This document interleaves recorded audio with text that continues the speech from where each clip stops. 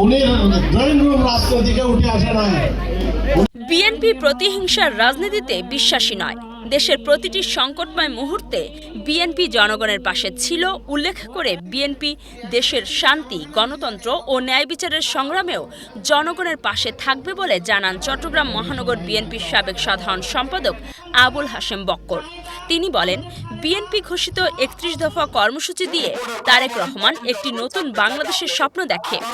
বিএনপির ৩১ দফা কর্মসূচি বৈষম্যহীন বাংলাদেশ গড়ার অঙ্গীকার।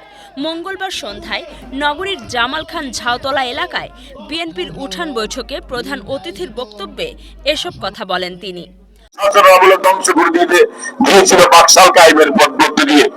জাতির এক ঐতিহাসিক প্রয়োজনে ওই যে ক্ষণজন্মা সেই মহাপুরুষ যিনি 25শে মার্চ কালরাত্রিতে প্রথম বলেছিলেন ওই রিবল, তারপরে 26 মার্চ ওই কালুরঘাট বেতার কেন্দ্রে যিনি বলেছিলেন আমি বাংলাদেশের স্বাধীনতা যুদ্ধের ঘোষণা করছি, তখন লাল সবুজের পতাকার স্বপ্ন দেখিয়েছিলেন সেই মহানায়ক শহীদ জিয়ার আদর্শের পতাকা হয়তো সংগঠন বিএনপি।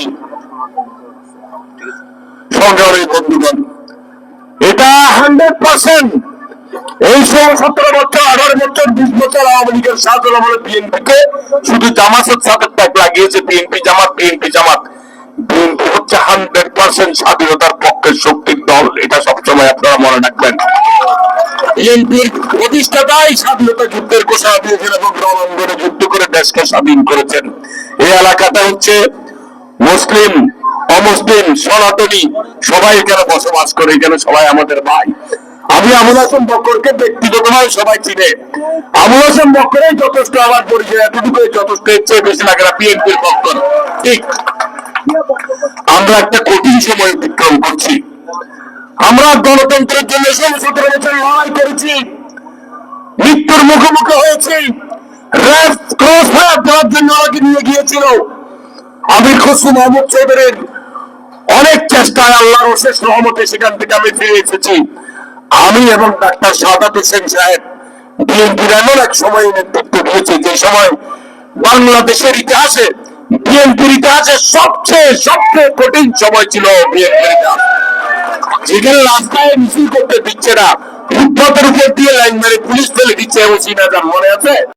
বিএনপি এই যে 17 বছর যে আন্দোলন, এক ধারাবাহিকতায় হাসিনা বিরোধী আন্দোলনে জামাতও আমাদের সাথে জোরের সাথে ছিল, অন্যান্য দলও ছিল, কিন্তু জামাত সময়ে সব অসময়ে নীরব, কোথায় গায়ে ভরে যায় এবং তাদেরকে দেখা যায় না। সবসময় কেমন করে আত্মীয় মনে যেতে হয় তারা খুব ভালো হবে, যাদের জামাত ইসলাম জানে, কিন্তু বিএনপি জানে না। বিএনপি নেতারা হয় জেলে না হয় রাজপথে, এটাই তো বাস্তবতা। কিন্তু আপোষ করে নাই কেউ। কৌশলগত কারণে বিএনপিকে ছাত্রলীগেও যোগ দেয় নাই, যুবলীগেও যোগ দেয় না, আওয়ামী লীগেও যোগ দেয় নাই। কিন্তু আওয়ামী লীগের কিছু নেতা দেখি ডাকসুতে যে দিতে হয়েছে সে নাকি শিবির থেকে ছাত্রলীগে যোগদান করেছিল। এটা কৌশল ছিল। যদি ছাত্রলীগে যদি তুমি যোগদান করে থাকো তাহলে ছাত্রলীগের অপকর্মের সাথে তুমি জড়িত ছিল। এটাই তো বাস্তবতা নাকি? তো হেলমেট বাহিনীটা আপনিও নেতৃত্ব দিয়েছেন। তো সংগ্রামী বন্ধুগণ, এই কঠিন সময়ে আমরা 17 বছরের আন্দোলনের ধারাবাহিকতায় আজকে জুলাই আগস্ট সৃষ্টি হয়েছে। একদিনে সৃষ্টি হয় নাই, 15 দিন 20 দিনের আন্দোলনে হাসিনার মতো মাফিয়ার বিদায় হয় না। পুঞ্জীভূত আগুন সেটা বিস্ফোরিত হয়েছে জুলাই আগস্টে। সেই বিস্ফোরণে বিএনপি, ধর্মভিত্তিক রাজনৈতিক দল, ডান বাম সকলে মিলে রাজপথে নেমে এসেছে। ছাত্র জনতা, মহিলা, নারী, পুরুষ, কৃষক, শ্রমিক, ভ্যান গাড়ি চালক, রিক্সা চালক, শ্রমিক সবাই রাজপথে নেমে এসেছে। বিদায় হাসিনার মাফিয়া পালিয়ে যেতে বাধ্য হয়েছে। উঠান বৈঠক অনুষ্ঠানে জামাল খান ওয়ার্ড বিএনপির আহ্বায়ক তৌহিদুস সালাম নিশাতের সভাপতিত্বে ও সদস্য সচিব দিদারুল আলমের পরিচালনায় বিশেষ অতিথির বক্তব্য রাখেন নগর বিএনপির সাবেক সহ সম্পাদক শাহেদ বক্স, নগর মহিলা দলের সভাপতি মনোয়ারা বেগম মনি, কোতোয়ালি থানা বিএনপির সাবেক সভাপতি মঞ্জুর রহমান চৌধুরী, নগর বিএনপির সাবেক সদস্য AKM আসাদুজ্জামান, ওয়ার্ড বিএনপির যুগ্ম আহ্বায়ক কাজী শাহজাহান সহ অন্যান্যরা।